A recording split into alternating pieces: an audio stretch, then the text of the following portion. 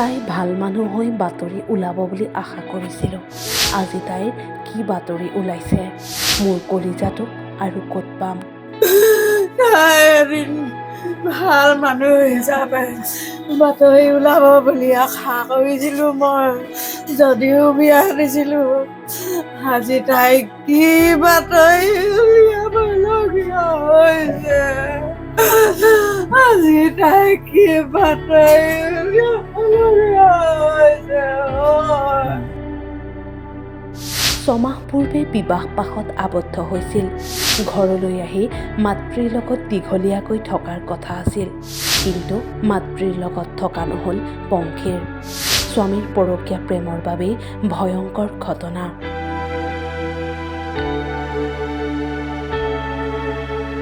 ফেচবুকত চিনাকি হৈ প্ৰেমত পৰিছিল পংখী সন্ধিকৈ আৰু সাপে খাটিৰ নীতিকেশ দাস। নীতিকেশ দাস আছিল চৰকাৰী বিদ্যালয়ৰ এগৰাকী শিক্ষক। ছমাহ পূৰ্বে ৩ অক্টোবৰৰ দিনা সামাজিকভাৱে বিবাহপাশত আবদ্ধ হৈছিল দুয়ো। প্ৰথম অৱস্থাত দুয়োৰে সুখৰ সংসাৰেই আছিল, কিন্তু বিয়াৰ পিছত নীতিকেশৰ বিভিন্ন মহিলাৰ লগত বিবাহ বহিৰ্ভূত সম্পৰ্ক থকাৰ কথা জানিব পাৰে পত্নী পংখী সন্ধিকৈয়ে।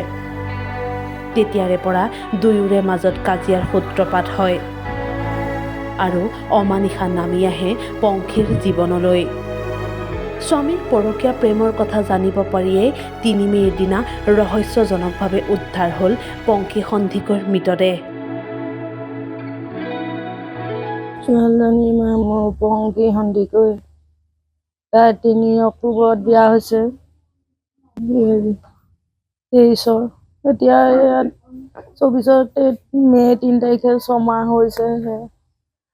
মাহ হৈছেহে তাই। সাপে খাটি ২ নং কঠীয়া খুন্দা গাঁৱৰ নীতিকেশ দাস, হৰেশ দাস আৰু দেৱযানী বৰুৱা দাসৰ একমাত্ৰ পুত্ৰ নীতিকেশ দাসৰ সৈতে বিয়া হৈছিলে তাই। এতিয়া সিহঁতি ভাল পোৱাই আছিলে। আমি তথাপি সমাজৰ যোগেদি আমি বিয়া দিছিলোঁ, কিন্তু সেই ভাল পোৱা মিছা আছিল। তাই বুজি নাপালে মোৰ ছোৱালীজনীয়ে। পৰিয়ালৰ অভিযোগ, নীতিকেশে সেই কথা জনাৰ বাবেই মৰিয়াই হত্যা কৰিলে পত্নী পংখীক। এটা কথাত খুটুক খাটাক লাগিছে, তাৰ বেলেগ ছোৱালীৰ লগত সম্পৰ্ক আছে। এদিন মোক জনাইছিলে, মই কৈছোঁ তই দেখিছিলি নি? প্ৰথম দিনা তাই দেখা নাই, কিন্তু মোবাইল চুবলৈ নিদিয়ে, মোবাইলটো লুকুৱাই থয়, তেনেকৈ কৈছিলে।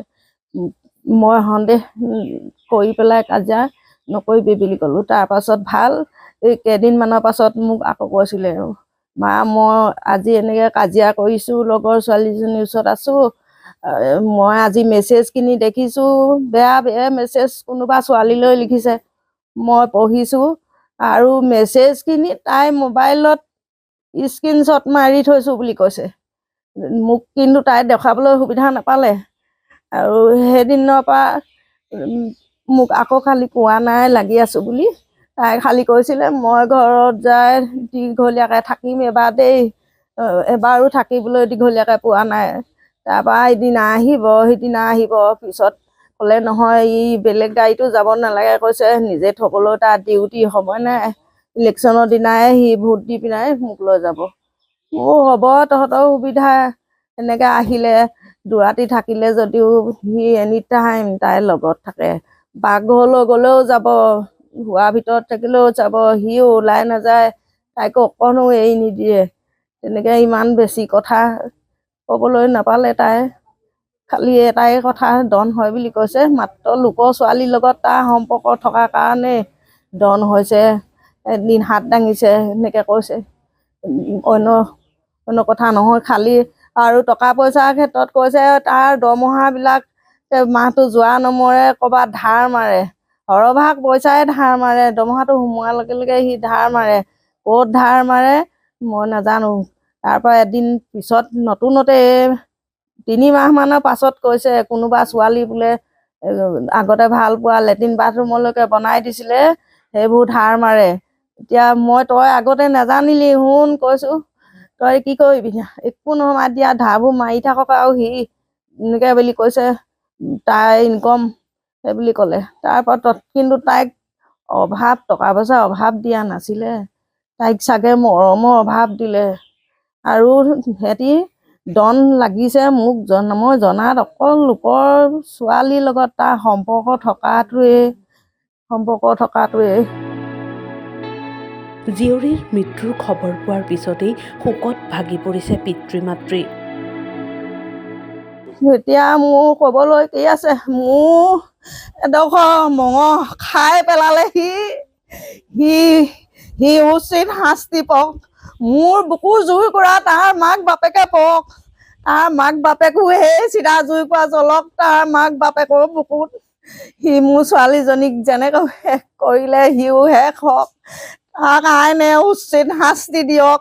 সি ছোৱালীজনীক ইমান মাৰিছে, মই চাবলৈ গৈছো এইবোৰ কোলা আঙুলিকেইটা বহি আছে, এইভাগে তেজ বৈ আছে, এইভাগে দাঁত ভগা, গোটেইবোৰ কোলা।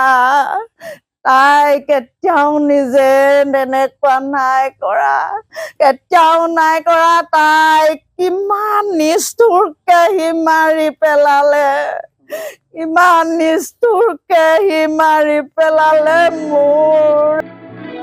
ঘটনাৰ সন্দৰ্ভত পংখীৰ পিতৃয়ে নামৰূপ থানাত নীতিকেশ দাসৰ বিৰুদ্ধে দাখিল কৰিছে এজাহাৰ। জানিব পৰা মতে পংখীৰ মৃতদেহটোৰ বিভিন্ন স্থানত আঘাতৰ চিন স্পষ্ট হৈ আছে। এই ঘটনাৰ পিছতেই এতিয়া সমগ্ৰ নিতাই পুখুৰী অঞ্চলত শোকৰ ছাঁ পৰিছে। পৰকীয়া প্ৰেমৰ বাবেই পিতৃ মাতৃক এৰি থৈ অকালতে গুচি গ'ল পংখী। ডিমৌৰ পৰা ইফতিকাৰ ৰহমানৰ ৰিপৰ্ট, টাইম 8।